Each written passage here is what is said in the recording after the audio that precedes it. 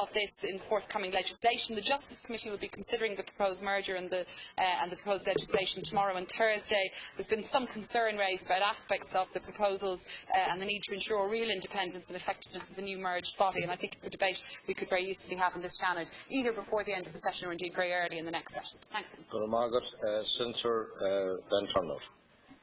Very much, and I too would like to echo the compliments all round regarding the historic events of this morning.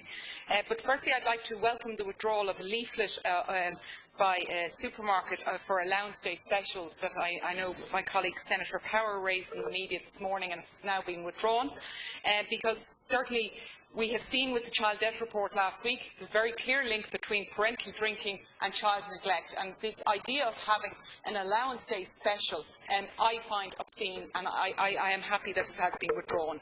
I'd like to draw attention to the publication last Friday of a HIQA inspection report of children's residential centres in HSE South area.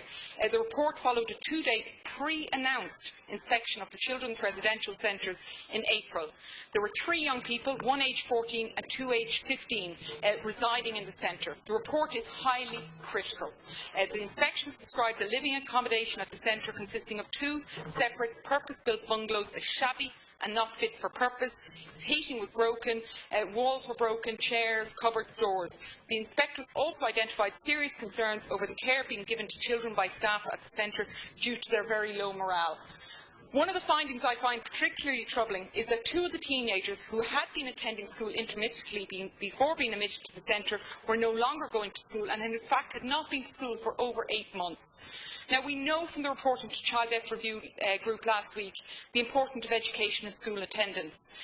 And the Child Death report, may I remind you, went from 2000 to 2010. This report is about April 2012, and it alarms me greatly because it really highlights that those issues in the Child Death report have not been addressed. And I think it's imperative that the HSE act on the 23 recommendations in HIQA's report.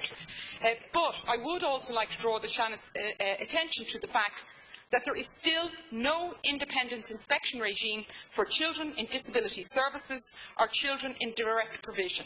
And it baffles me, given our truly dreadful record on child welfare and protection, that not only are many children in Ireland seen but not heard, some of our most vulnerable are neither seen nor heard. So I call on the leader to invite the Minister for Health, James Reilly TD, and the Minister for Children and Youth Affairs, Frances Fitzgerald TD, into the House to explain why there is no inspection for these categories of children, because over recent months I have correspondence with both ministers and neither will take responsibility for these categories of children. Thank you. Senator Darcy. I would like to add my words of congratulations to all those involved in facilitating and organising the visit of Drew Nelson here today to the Seanad. It was a good day for the Seanad, and I hope all